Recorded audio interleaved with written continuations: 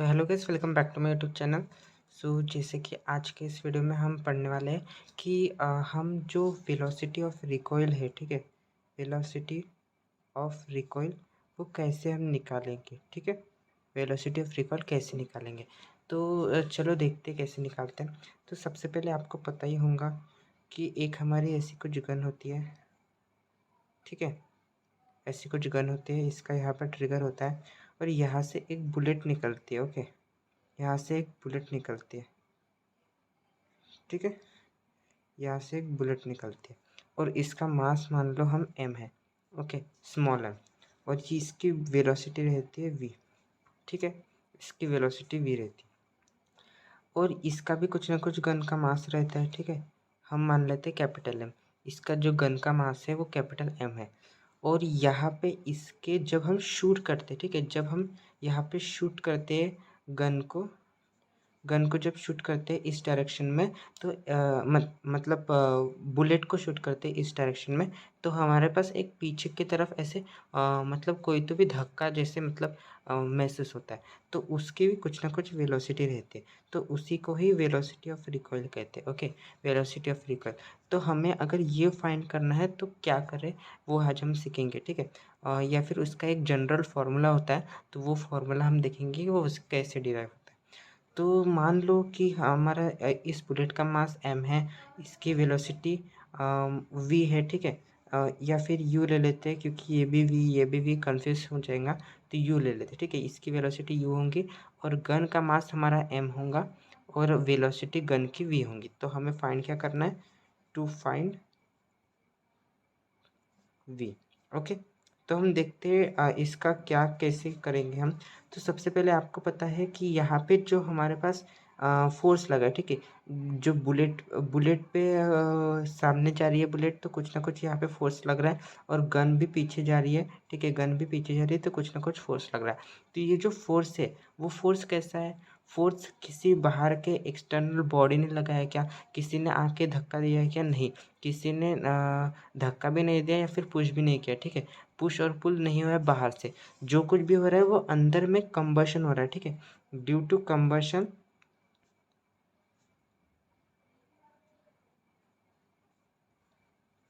The force is applied, ठीक है, the force is applied.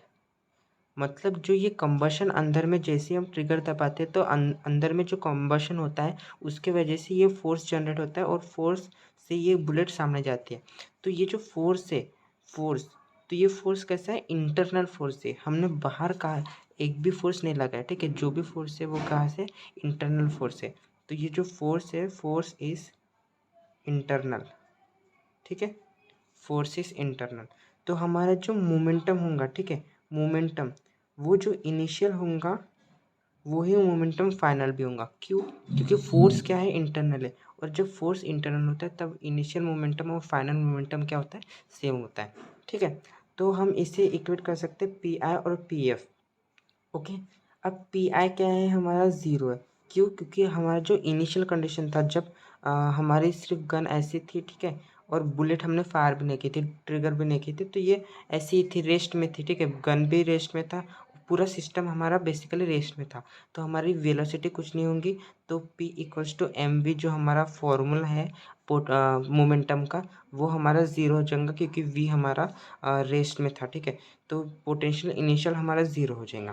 Next अभी पोटेंशियल हमारा फाइनल हम देखते, सॉरी पी मोमेंटम, ठीक है, मोमेंटम हम फाइनल देखते हैं, यहाँ पे पी मतलब मोमेंटम इनिशियल ज़ीरो था, तो पी फाइनल क्या हो जाएगा हमारा, ये देखो, हमारा इसका बुलेट का अगर हम लिखे तो एम, ये एम लिखेंगे, ठीक है, इसका हमने कैपिटल एम लिया, ठीक है, M you I cap, okay, M you I cap, और ये इस डायरेक्शन में जा रहा है तो यू आई कैप आएगा, ठीक है।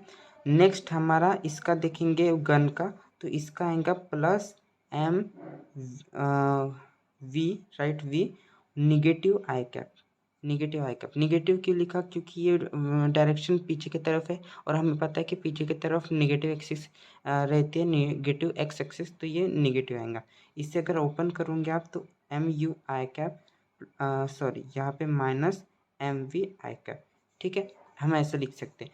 आई कैप आप हटा सकते हो क्योंकि अभी हमारा हॉरिजॉन्टल में ही हो रहा है, तो आप हटा सकते हो। तो यहाँ से हम अगर इसको उधर लेके जाए तो ये हमारी इक्वेशन ऐसी आ जाएंगी, M U M M capital M और वी, और यहाँ से हमारा जो एम आ जाता सॉरी वी आ जाती है, वो क्या आ जाती है, M you upon capital M. यही क्या है हमारी, this is the velocity of recoil, कि कितनी वेलोसिटी है रिकॉइल की, जो भी गन पे रिकॉइल हो रहा है उसकी वेलोसिटी क्या है, तो वो होंगी मास ऑफ बुलेट। ठीक है, हमने ये क्या लिया था, हम जनरल लिख लेते हैं, mass of bullet into speed of bullet, speed मतलब वेलोसिटी, ठीक है, velocity of bullet upon mass of gun, ठीक है, गन, और उससे मिल जाएंगी वेलोसिटी ऑफ रिकॉइल। ठीक है, तो ये हमारा जनरल फॉर्मूला है कि mass of bullet into velocity of bullet हम मल्टीप्लाई करेंगे और divide by mass of gun करेंगे तो वेलोसिटी ऑफ रिकॉइल मिलेगा। और यहाँ पे कंसेप्ट कौन सा यूज़ किया कि इंटरनल फोर्स का यूज़ किया, कि इंटरनल फोर्स से ये कंबशन होता है, तो फोर्स हमारा इंटरनल है जब हम सिस्टम की बात कर रहे हैं। ठीक है, बेसिक अगर हमने सिर्फ बुलेट की बात की तो ऑब्वियसली बुलेट पे कोई ना कोई राइट में फोर्स लग रहा है, इसकी वजह से वो राइट की तरफ जा रहा है। बट हमने अगर पूरी सिस्टम की बात की तो वहाँ पे इंटरनल फोर्स है, और इंटरनल फोर्स की वजह से potential momentum initial equals to momentum final होता है सिस्टम में। ठीक है, ये सिस्टम में, ये हम सिस्टम की बात कर रहे हैं, तो मोमेंटम इनिशियल हमारा ज़ीरो होगा, क्यों, क्योंकि इनिशियली हमारी गन जो थी वो रेस्ट में थी और बुलेट भी रेस्ट में थी, तो वी हमारा ज़ीरो, तो पूरा मोमेंटम हमारा ज़ीरो था इनिशियल में। फाइनल में हमने जस्ट आफ्टर, हम ये इधर पहुंचने की बात की नहीं कर रहे, जैसे ही यहाँ से बुलेट निकलेंगी तो ये पीछे जाना स्टार्ट होगा, तब की हम वेलोसिटी की बात कर रहे हैं, उसी वेलोसिटी ऑफ रिकॉइल कहते हैं। तो जस्ट आफ्टर हमारा क्या होगा, m you i minus M we i, और यहाँ से हमारा इक्वेशन सॉल्व किया हमने तो v equals to small m you upon capital M आ जाएगा। तो ये हमारा वेलोसिटी ऑफ रिकॉइल होंगी। ठीक है, आई होप आपको समझ गया होगा तो जल्दी से मुझे कमेंट करके बता दीजिए समझ गया, और नेक्स्ट टॉपिक किस पे चाहिए वो भी बताना। तब तक के लिए बाय बाय।